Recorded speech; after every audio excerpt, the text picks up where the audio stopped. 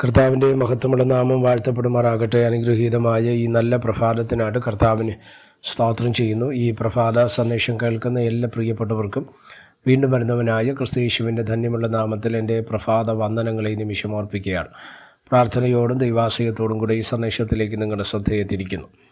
എബ്രായ ലേഖനം 6-ാം അധ്യായം അതിൻ്റെ 11-ാമത്തെ വാക്യം. എന്നാൽ നിങ്ങൾ ഓരോരുത്തൻ പ്രത്യാശയുടെ പൂർണ്ണ നിശ്ചയം പ്രാപിക്കുവാൻ അവസാനത്തോളം ഒരുപോലെ ഉത്സാഹം കാണിക്കണമെന്ന് ഞങ്ങൾ ആഗ്രഹിക്കുന്നു.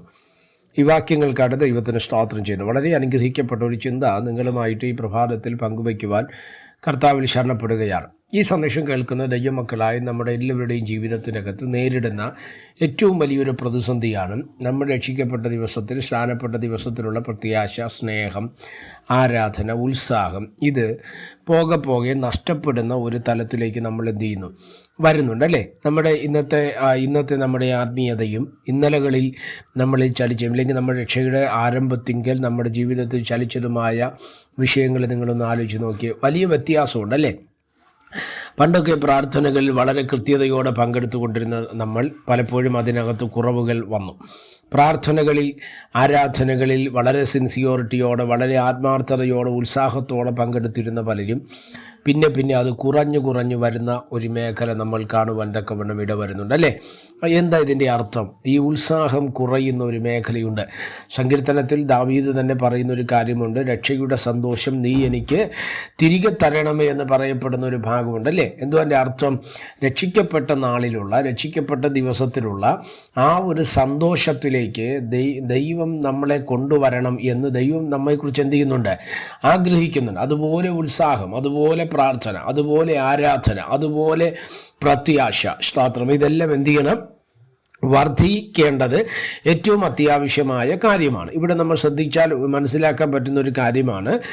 സ്തോത്രം, നിങ്ങളുടെ പൂർണ്ണ പ്രത്യാശയുടെ പൂർണ്ണ നിശ്ചയം പ്രാപിക്കുവാൻ അവസാനത്തോളം ഒരുപോലെ ഉത്സാഹം കാണിക്കണമെന്ന് ഞങ്ങൾ ആഗ്രഹിക്കുന്നു. അപ്പം പ്രത്യാശയുടെ പൂർണ്ണ നിശ്ചയം പ്രാപിക്കുക. എന്തുവാ ഈ പ്രത്യാശയുടെ പൂർണ്ണ നിശ്ചയം എന്ന് പറയുന്നത്?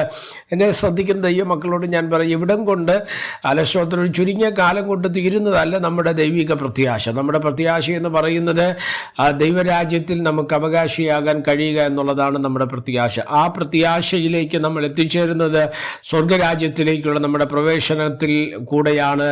അതതിൻ്റെ പൂർണ്ണതയിലേക്കും അതതിൻ്റെ തികവിലേക്കും എത്തുന്നത്. ആ പ്രത്യാശയുടെ പൂർണ്ണ നിശ്ചയം പ്രാപിക്കണമെങ്കിൽ അവസാനത്തോളം ഒരുപോലെ ഉത്സാഹം കാണിക്കണം എന്ന് പറഞ്ഞാൽ അർത്ഥം, നമ്മുടെ മരണം വരെ ഇല്ലെങ്കിൽ കർത്താവിൻ്റെ രണ്ടാമത്തെ വരവ് വരെയും നമ്മൾ പ്രത്യാശയിൽ പൂർണ്ണ നിശ്ചയമുള്ളവരായി, നമ്മുടെ വിശ്വാസം കുറഞ്ഞു പോകാതെ, നമ്മുടെ പ്രത്യാശ കുറഞ്ഞു പോകാതെ, നമ്മുടെ ആരാധന, നമ്മുടെ ആത്മീയത, നമ്മുടെ വിശുദ്ധ ജീവിതം ഇതൊന്നും കുറഞ്ഞു പോകാതെ അവസാനത്തോളം ഒരുപോലെ ഉത്സാഹത്തോടെ നിന്നാൽ അത് നമ്മളെ അനുഗ്രഹത്തിലേക്കും നിത്യ ജീവനിലേക്കും നമ്മളെ നടത്തുവാൻ തക്കവണ്ണം ഇടവരും. Praise the Lord. അതുകൊണ്ട് തന്നെ ശ്രദ്ധിക്കുന്ന ഈ മക്കളോട് എൻ്റെ താഴെയുള്ള ഭാഗങ്ങൾ വായിക്കുമ്പോൾ മനസ്സിലാക്കാൻ കഴിയുന്ന ഒരു ഭാഗമുണ്ട്. നമ്മൾ വിശ്വാസത്തിൽ മന്ദതയുള്ളവരാകരുത് എന്ന് പറഞ്ഞു വയ്ക്കുന്ന ഭാഗമുണ്ട്.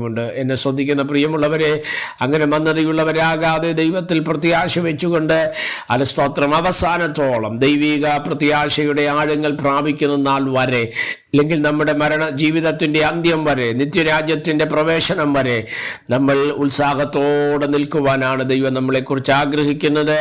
അതിനുവേണ്ടി കർത്താവ് നമ്മളെ ഒരുക്കട്ടെ. പ്രാർത്ഥിക്കാം. പരിശുദ്ധനായ ദൈവമേ, സ്വർഗീയ നല്ല പിതാവേ, സന്ദേശത്തിനാണ് സ്തോത്രം ചെയ്യുന്നത്. ഈ സന്ദേശം കേൾക്കുന്ന എല്ലാ പ്രിയപ്പെട്ടവരെയും തൃക്കരങ്ങൾ തരികയാണ്. അവിടുന്ന് ചിറകടി മറയ്ക്കുകയും സഹായിക്കുകയും അനുഗ്രഹിക്കുകയും ചെയ്യണമേ. സൗഖ്യമാക്കുന്ന ഹോവ ഇടക്കരം ഈ പ്രഭാതത്തിൽ വെളിപ്പെടേണ്ടതിനായി പ്രാർത്ഥിക്കുന്നു. കൂടെ ഇരിക്കണം. മഹത്വം അങ്ങേക്ക് യേശു കർത്താവിൻ്റെ നാമത്തിൽ തന്നെ. ആമേൻ. എല്ലാവരെയും ദൈവം അനുഗ്രഹിക്കട്ടെ. God bless you.